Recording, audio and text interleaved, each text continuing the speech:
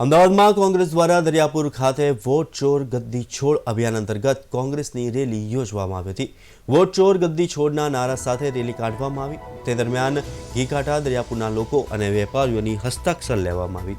તે દરમિયાન કોંગ્રેસના કોર્પોરેટર નીરવ બક્ષી, પૂર્વ ધારાસભ્ય ગ્યાસુદ્દીન શેખ અને કોંગ્રેસ કાર્યકર્તા હાજર રહ્યા હતા। કોર્પોરેશન ચૂંટણીઓમાં પણ વોટ ચોરી થઈ હોવાનો આરોપ લગાવવામાં આવ્યો હતો। આગામી ચૂંટણીઓમાં વોટ ચોરી ના થાય તે માટે રેલીનું આયોજન કરવામાં આવી રહ્યું છે।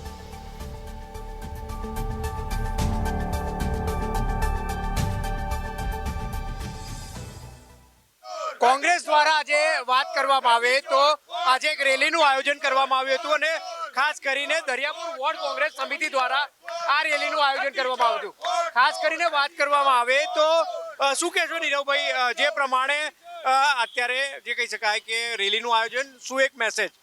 સમગ્ર દેશની અંદર આજે અરાજકતા ફેલાઈ ગઈ છે। સામાન્ય જનતાને એ જ ખબર નથી કે એમનો મત એ પોતે આપે છે, એમની પાસે રહે છે કે ચોરાઈ જાય છે। આદરણીય રાહુલજીએ સમગ્ર દેશની અંદર 5 પ્રકારે કઈ વોટની ચોરી થાય છે અને ભારત દેશના પ્રધાનમંત્રી પણ જો ચોરીથી બનતા હોય તો આ દેશને બંધારણ માટે સૌથી મોટું ખતરારૂપ ચિહ્ન છે।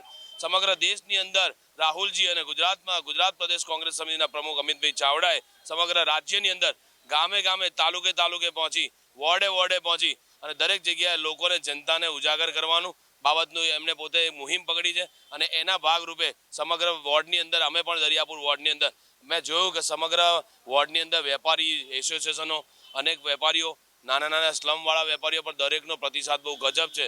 સામેથી જનતા કઈ રીતે વાત સાચી છે। ચોક્કસ ગ્યાસુભાઈ, આપ પણ જોડાયા છો, સાથે જ વાત કરવામાં આવે તો જીએસટીને લઈને પણ ઘણો એવો પ્રચાર કરવામાં આવ્યો। આજે રેલીમાં પણ આપ જોડાયા, કઈ રીતનું લોકોના અને વેપારીઓમાં કેવો માહોલ આપને લાગી રહ્યો છે? વેપારીઓમાં પણ ગજબ આક્રોશ છે। જીએસટી લઈને પણ રાહુલ ગાંધીજી તો બહુ પહેલાથી કહેતા હતા કે એનો જે સ્લેબ છે એને બહુ વ્યાજબી રીતે એને ઘટાડવા જોઈએ, જેનાથી વેપાર ધંધો ચાલે।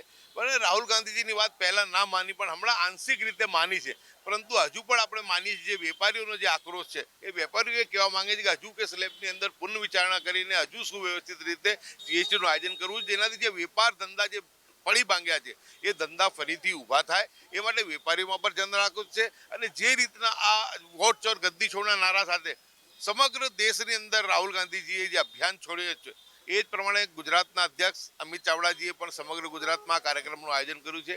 આજે દરિયાપુર વોર્ડ સમિતિ તરફથી અમારા સિનિયર કાઉન્સિલર અને પૂર્વ પ્રમુખ નીરવભાઈ બક્ષી દ્વારા જે આ કાર્યક્રમનું આયોજન કરવામાં આવ્યું, અમારા રાકેશભાઈ પરમાર કે જે અમારા અધ્યક્ષ છે, અમારા કાઉન્સિલરો માધુરીબેન કલાપી, અમારા ઇમ્તિયાઝ શેખ અને સમીરા માટેના તમામ લોકો આજે જોડાઈને વિસ્તારની અંદર ફરી અને જનજાગૃતિ ઊભી કરવાનો પ્રયાસ કર્યો છે અને લોકોની અંદર આ મુદ્દો પકડાયો છે। લોકો સમજી રહ્યા છે કે ક્યાંક ને ક્યાંક આની અંદર ગડબડ જબરજસ્ત થઈ રહી છે અને સૌથી પહેલાં અમિત ચાવડાજી, CR પાટીલ સાહેબના વિસ્તારની અંદર 35,000 કરતાં વધુ મતોની ચોરી પકડી પાડી છે। ચોક્કસ વાત કરવામાં આવે તો જે પ્રમાણે એક લોકોમાં મેસેજ છે અને સાથે જ જુદા જુદા જે બજારમાં પણ સહી ઝુંબેશનું પણ તેમણે આયોજન કર્યું છે। કેમેરામેન કૌશિક પરમાર સાથે બ્રિજેશ દવે, અમદાવાદ।